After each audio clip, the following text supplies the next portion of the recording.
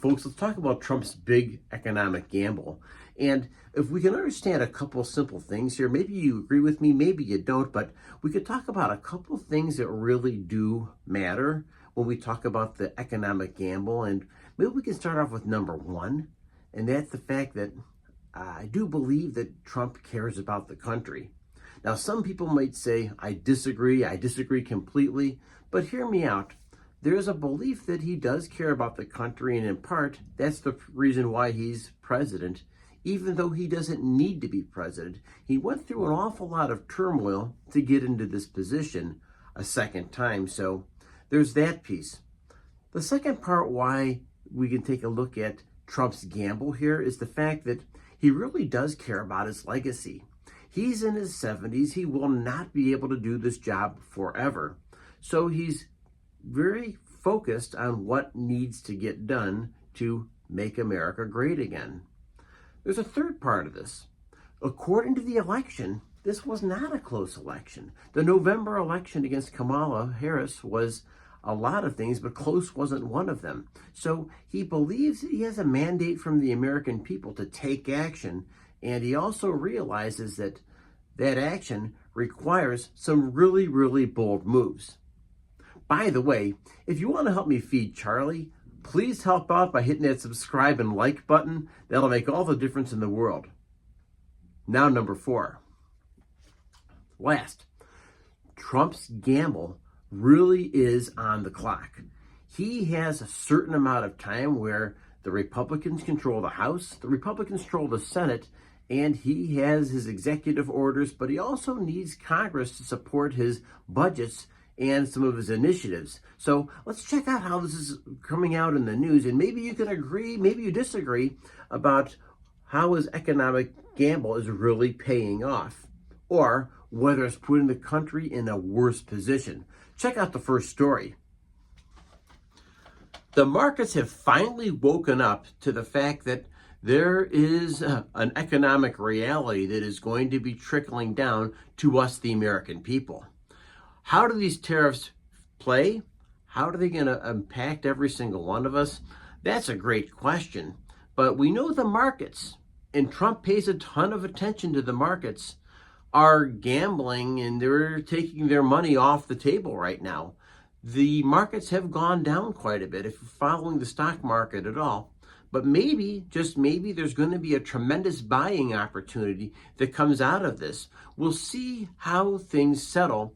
But Trump does have a plan, and we know that part of this is the economic reality of tariffs and how that's going to impact not just Mexico, not just Canada, but how it's going to impact the broader market, particularly his idea about reciprocal tariffs. If you're going to tax U.S. goods, we're going to whack you back with a reciprocal tariff. But there's more things that's part of Trump's economic gamble. Let's check it out. The next story deals with the crypto leaders are meeting with Trump in a summit, and they're talking about reserve currency status of cryptocurrency. He specifically talked about Bitcoin and Ethereum. Now, I don't know enough about cryptocurrency. I know you really can't hold it in your hands, but this electronic currency is, many people think, to be the future of transactions. Another thing to consider is, where are the future of these transactions going to be done? Are they going to be done inside of the United States? Are they going to be outside on the World Wide Web? And if cryptocurrency really is a huge technological innovation, don't we want that technological innovation to be founded here inside the United States? I don't have an answer for you, but I can tell you this much. We know for sure part of Trump's economic gamble had a lot to do with the people who really do support and advocate for cryptocurrency. Those are the same people who supported Trump's campaign, and they are some of the very same people that are sitting on the Senate Banking Committee. And so we know there's a big impact that will be felt from the cryptocurrencies people, and this is part of the economic gamble. Another group of people who seem to be impacted quite a bit by these tariffs is the American farmer. And so the president really seems to have a heart for the American farmer, as do most of us, because let's face it, that's where the food comes from. But the president has gone ahead and said that there's a tremendous transition that's taking place because of these tariffs, and it's going to do something that's very big, and it's really, at the end of the day, going to bring wealth back to the United States.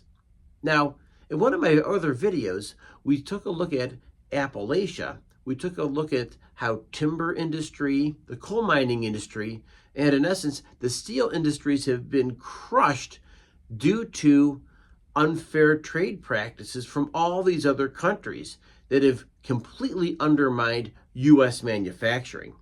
But we know that President Trump's gamble, that economic gamble once again, is not letting those jobs be sourced out to the rest of the world, but instead bringing those jobs back to the good old US of A. So that's an important thing to take into consideration. And I guess I'm going to gamble. I'm going to gamble on behalf of the American people and the American workers and American prosperity. That's key. And while the Russian-Ukraine war has taken on quite a different life unto itself, whether the United States is supporting and supplying Ukraine with weapons right now, or whether Russia's trying to take further advantage of the Ukraine, whether we're going to get a minerals deal, there's a lot of things there that you would consider a significant gamble. Maybe the 800-pound gorilla that we all need to pay attention to is what is going on with China. What is going on with China waging into what's referred to as the gray zone to cement their power in the South China Sea? How it's going to affect Taiwan? And equally as important, that precious semiconductor and chips business where Taiwan is the center of. Like 90% of the world's semiconductors and computer chips are made right there in Taiwan. And I'm not sure about you, but I'm extremely uncomfortable with China having access to Taiwan, a possible invasion, etc. So we know the president has taken some pretty aggressive steps trying to get rid of the old CHIPS Act and reinvent it with something that's going to be even better for American technology and entrepreneurship, and bringing that chip business right back here to the United States where it originally started. But there's more to this story. Years of ship tracking data, flight paths, and satellite images show a clear intensification of China to intimidate all of their rivals in the South China Sea. And of course, that means, what is China really trying to do? They're trying to get control, and that control means they dominate a region of the world. And if they're going to dominate one region of the world, it's going to come at the expense of the rest of the planet. And there's a significant economic gamble going on there. And I think that's part of the reason why there's a pivot inside of Europe to take our resources from Europe and maybe pay closer attention to what's going on in the Pacific Ocean and specifically in Asia. In our final thoughts, we need to be really specific about what exactly is being gambled. We know that there's a bit of a showmanship out of Trump. That's him, that's his personality, and I think he loves the camera, he loves the microphone, he loves the impact that he's having on the rest of the country. But we have some deeper considerations to take. For instance, what's the role of government? Is he really becoming more and more of a, dare I say, a leader of a three-ring circus? Or is he allowing government to do what government's supposed to do? Has the Constitution continued to stand the test of time of a three-branch system that's designed to enforce the law, make the law, and interpret the law? A three-branch system? Or does there seem to be maybe a centralization of power under one person? It matters, and it matters to all of us. It matters because there's economic security that affects our day-to-day lives, but a bigger idea, which is the role of government. And finally, the role of the United States, because the bottom line is we're building this country and we want to move this country forward. And finally, We want to make sure that this country is a great place for the next generation of Americans to live and call home.